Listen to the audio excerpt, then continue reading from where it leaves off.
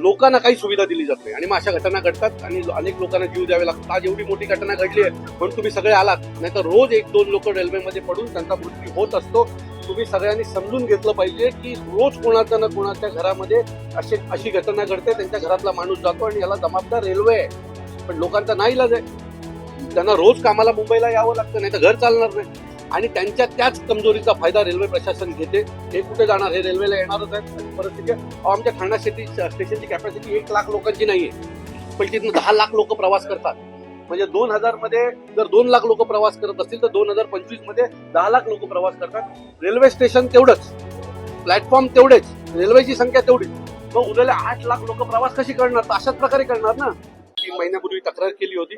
तो जो कर्व आहे तो धोकादायक आहे, तिथे एक सिग्नल आहे, तो धोकादायक आहे, याची माहिती आमच्या मुलांनी सतत दिली होती.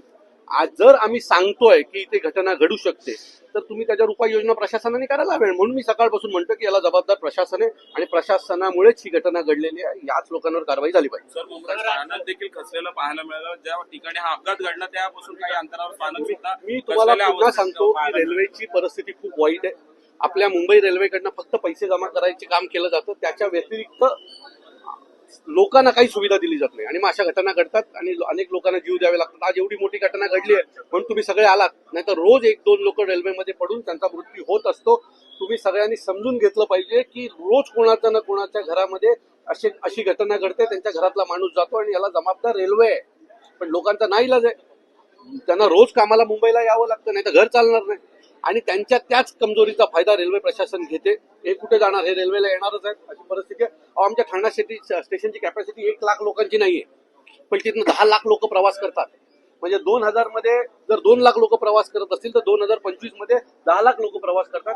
रेल्वे स्टेशन तेवढंच, प्लॅटफॉर्म तेवढेच, रेल्वेची संख्या तेवढीच, मग उरलेले 8 लाख लोक प्रवास कशी करणार? तर अशाच प्रकारे करणार ना.